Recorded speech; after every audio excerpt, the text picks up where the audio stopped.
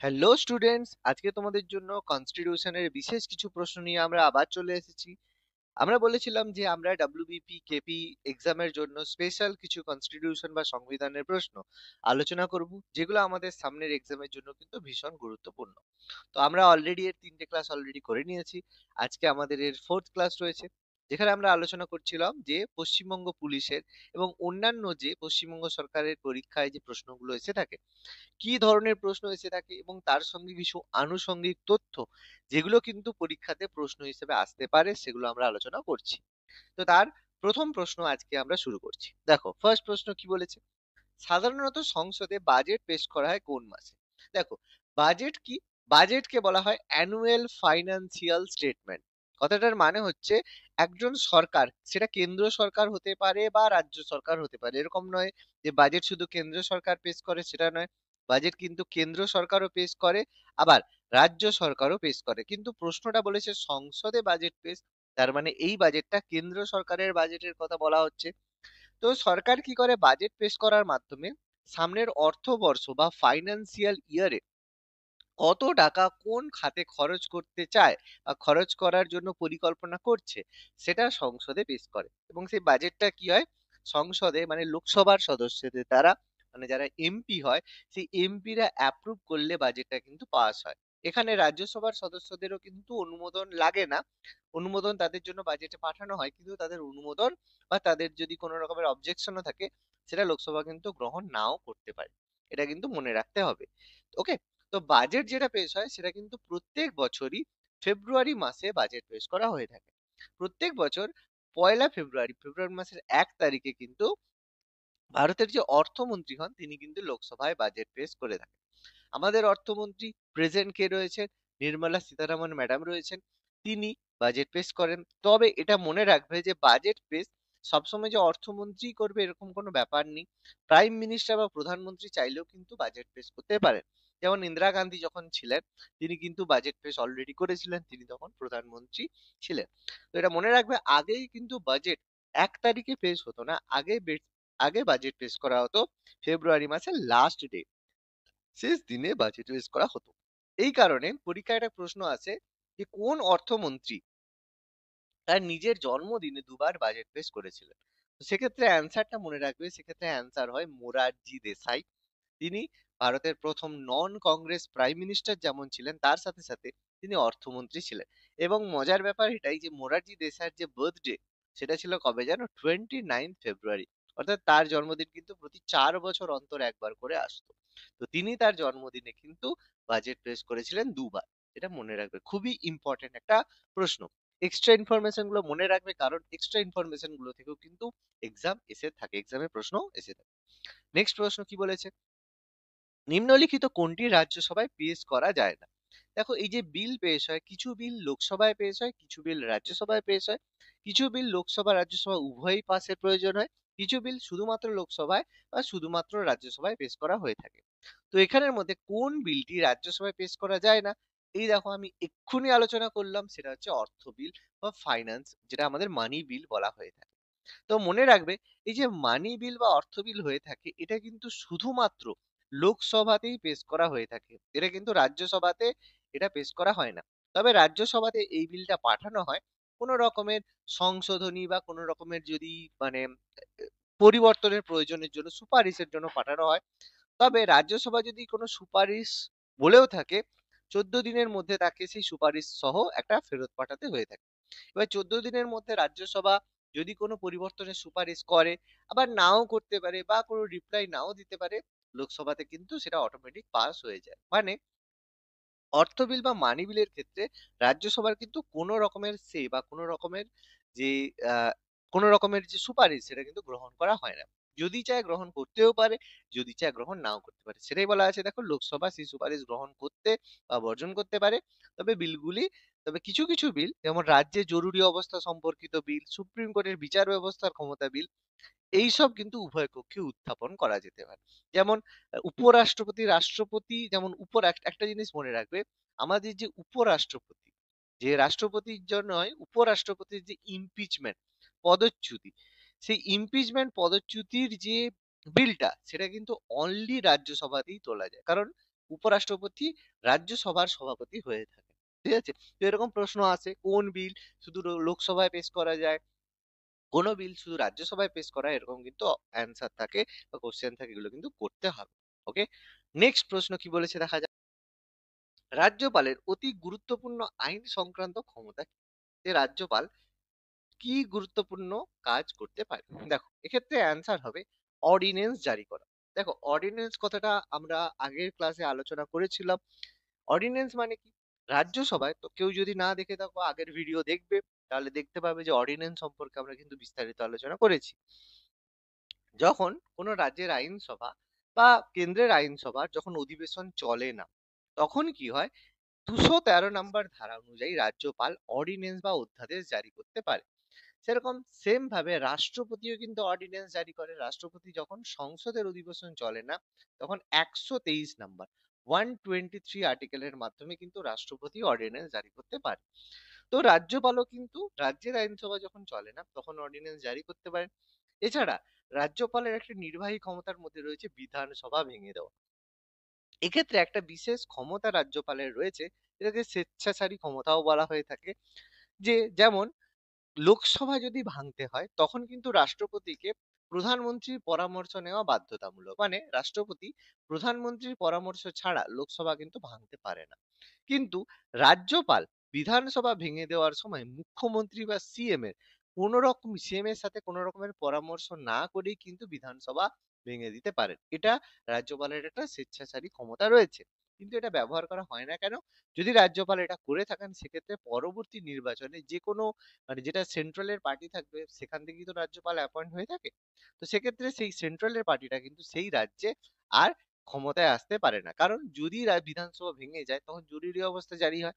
আর জরুরি অবস্থার সময় সাধারণ মানুষ যে সমস্যার সম্মুখীন হয়, সেটা কিন্তু মানুষের ক্ষেত্রে খুবই সমস্যাজনক ব্যাপার।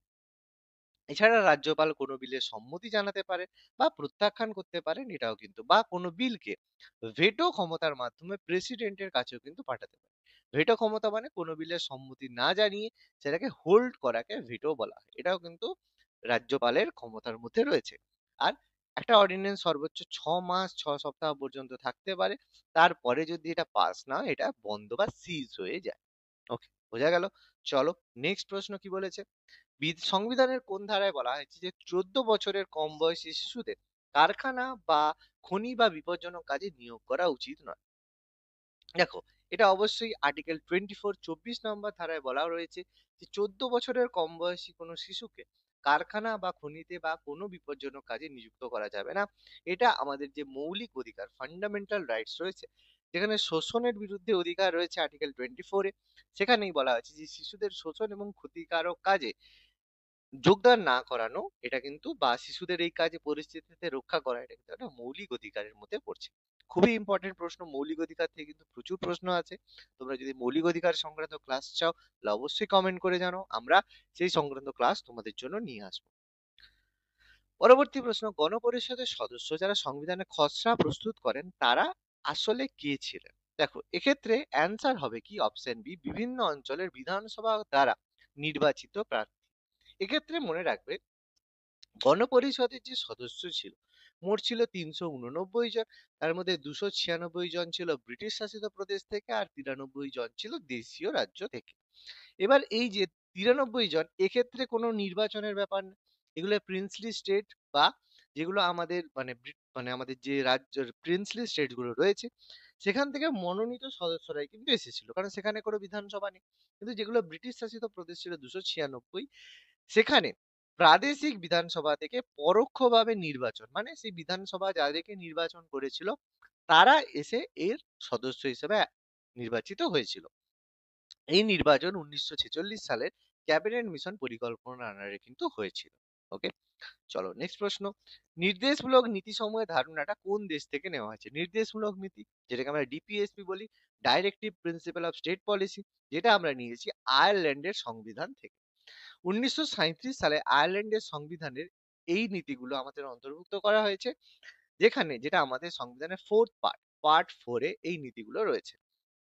ডিপিএসপি বা directive principle of state policy, কেন্দ্র সরকার, সেন্ট্রাল গভর্নমেন্ট কি করে, রাজ্য সরকারকে কিছু নির্দেশ প্রদান করে থাকে, যাতে সেই রাজ্য একটা মানে সুপ্রজা কল্যাণকর রাষ্ট্র গঠন করতে পারে। সেই জন্য সেন্ট্রাল গভর্নমেন্ট রাজ্য সরকারকে কিছু আদেশ দিয়ে থাকেন, তবে সেই আদেশগুলো যে মান্যতা করতেই হবে এরকম ব্যাপার নয়, সেগুলো কিন্তু নন জাস্টিসেবল হয়। ঠিক আছে, মানে সেগুলো যদি রাজ্য সরকার না মানে তাহলে কোনো অসুবিধা নেই, কিন্তু তাদেরকে বলা আছে যে আপনারা যদি এটা করেন তাহলে আপনারা একটা ওয়েলফেয়ার স্টেট গঠন করতে পারবেন, একটা ভালো একটা প্রজান কল্যাণকামী স্টেট গঠন করতে পারবেন। তো তার মধ্যে একটা নির্দেশ রয়েছে যে লিকার বা মদের ব্যবহার নিষিদ্ধ করার কথা, গবাদি পশু নিষিদ্ধ করার কথা, কিন্তু এগুলো কোনোটাই সম্ভব না। কারণ পশ্চিমবঙ্গের বেশিরভাগ রেভিনিউ মদ থেকেই আসে, এবং আরেকটা বেশিরভাগ রেভিনিউ ইউপি বলো, ওয়েস্ট বেঙ্গল বলো, সেটা আছে কাউ মিট থেকে। ঠিক আছে, তো এই দুটোই কিন্তু ডিপিএসপি অনুযায়ী কিন্তু ভুল। চলো পরবর্তী প্রশ্নে যাওয়া যাক। সংবিধানের সপ্তম তফসিলের আলোচ্য বিষয় কোনটা? সেভেন্থ শিডিউলে কোন জিনিস রয়েছে? দেখো, আমাদের যে শিডিউল রয়েছে তার মধ্যে সেভেন্থ শিডিউলে রয়েছে কেন্দ্র এবং রাজ্য সরকারের মধ্যে ক্ষমতা বন্টন। মানে কোন কোন বিষয়ে কেন্দ্র সরকার ক্ষমতা তৈরি করবে বা আইন তৈরি করবে, কোন কোন বিষয়ে রাজ্য সরকার ক্ষমতা তৈরি করবে, আর কোন কোন বিষয়ে তারা একসাথে কাজ করবে, সেই সংক্রান্ত তিনটি তালিকা রয়েছে। প্রথম কেন্দ্রীয় তালিকা, যেটাকে ইউনিয়ন লিস্ট বলি। দ্বিতীয় রাজ্য তালিকা, যেটাকে স্টেট লিস্ট বলি। আর তৃতীয় যুগ্ম তালিকা, যেখানে কনকারেন্ট লিস্ট বলি। কেন্দ্রীয় তালিকায় শুধু সেন্ট্রাল গভর্নমেন্ট আইন তৈরি করবে, রাজ্য তালিকায় শুধু রাজ্য সরকার করবে, আর যুগ্ম তালিকায় কেন্দ্র এবং রাজ্য মিলিতভাবে করবে। যেমন কেন্দ্রীয় তালিকায় যে ট্যাক্সেশন ব্যবস্থা বা সিটিজেনশিপ, নাগরিকত্ব সংক্রান্ত ব্যাপার, এগুলো সব কিন্তু কেন্দ্র সরকারই আইন তৈরি করবে। এখানে রাজ্য সরকারের কিন্তু কোনো বক্তব্য থাকে না। রাজ্য তালিকার মধ্যে কি রয়েছে? রাজ্য তালিকার মধ্যে আমাদের ইলেকট্রিসিটি রয়েছে। এই জন্য বিভিন্ন রাজ্যে ইলেকট্রিসিটির ব্যবহার কিন্তু বা প্রাইস কিন্তু ডিফারেন্ট হবে। আর যুগ্ম তালিকার মধ্যে রয়েছে আমাদের এডুকেশন, শিক্ষা। তো এখানে সিলেবাস যেটা হয়ে থাকে সেটা কেন্দ্র সরকার নির্ধারণ করে যে যে কোন সিলেবাস হবে, কিন্তু বই কি হবে সেটা রাজ্য সরকার নির্ধারণ করে থাকে। সেই কারণে এটা আমাদের যুগ্ম তালিকায় রয়েছে। তো এর ফলে যে ক্ষমতা, যে আমাদের যে মানে কোন কেন্দ্র সরকারের কতটা ক্ষমতা, রাজ্য সরকারের কতটা ক্ষমতা, সেগুলো কিন্তু নির্ধারণ করা হয়েছে। পরবর্তী প্রশ্ন, ভারত সরকারের সর্বোচ্চ লিগ্যাল অফিসার কে? দেখো, ভারত সরকার কি করে, সেন্ট্রাল গভর্নমেন্ট একজন মানে আইনি পরামর্শদাতা অ্যাপয়েন্ট করে, যাকে বলে অ্যাটর্নি জেনারেল। এই অ্যাটর্নি জেনারেল কি করে, ভারত সরকারকে বিভিন্ন আইনি পরামর্শ দেওয়ার জন্য থাকেন, এই বিষয়ে পরামর্শ দেন। মনে রাখবে, এই অ্যাটর্নি জেনারেল কিন্তু লোকসভাতে যেতে পারে, লোকসভাতে বসতে পারে, সেখানে বক্তব্য রাখতে পারে, কিন্তু সেখানে ভোট দিতে পারেন না। কেন ভোট দিতে পারেন না? ভোট দানে অক্ষম কেন? কারণ ভোট দেওয়ার জন্য মেম্বার হওয়ার দরকার। তো অ্যাটর্নি জেনারেল কিন্তু ভোট দিতে পারেন না, কিন্তু তিনি লোকসভাতে উপস্থিত থেকে বক্তব্য রাখতে পারেন। তো এই অ্যাটর্নি জেনারেল রাষ্ট্রপতি, প্রধানমন্ত্রী সবাইকেই কিন্তু পরামর্শ দিতে বাধ্য থাকেন, কারণ তাকে পরামর্শ দেওয়ার জন্যই কিন্তু অ্যাপয়েন্ট করা হয়েছে। পরবর্তী প্রশ্ন, কোন ক্ষেত্রে সুপ্রিম কোর্ট ফেডারেল কোর্ট হিসেবে কাজ করে? ফেডারেল কোর্ট মানে কেন্দ্র এবং রাজ্য এক মানে দুজনের কথাই শুনবে, সেই হিসেবে ফেডারেল কোর্ট বলা হয়। এটা আন্তঃপ্রাদেশিক দ্বন্দ্ব। দেখো, সুপ্রিম কোর্ট যখন বিভিন্ন রাজ্য এবং কেন্দ্র রাজ্যের মধ্যে বিরোধের বিবেচনা করে, তখন ফেডারেল কোর্ট হিসেবে কাজ করে। মানে একটা এক্সাম্পল দিচ্ছি, কোনো সময় হয়তো কোনো একটা, যেমন জল নিয়ে তামিলনাড়ু আর কেরালার মধ্যে একটা গন্ডগোল হচ্ছে। তাহলে তামিলনাড়ু ভার্সেস কেরালা, দুটো রাজ্যের মধ্যে গন্ডগোল চলছে। তো সেটা কে শুনবে? তামিলনাড়ুর কোর্ট শুনবে না কেরালা হাইকোর্ট শুনবে? কেউ শুনবে না। তার জন্য রয়েছে সুপ্রিম কোর্ট। সুপ্রিম কোর্ট শুনবে। অথবা তামিলনাড়ু কেরালার সঙ্গে কেন্দ্র সরকার, সেন্ট্রাল গভর্নমেন্টের একটা গন্ডগোল হচ্ছে, সেটাও কে শুনবে? সেটাও সুপ্রিম কোর্ট শুনবে।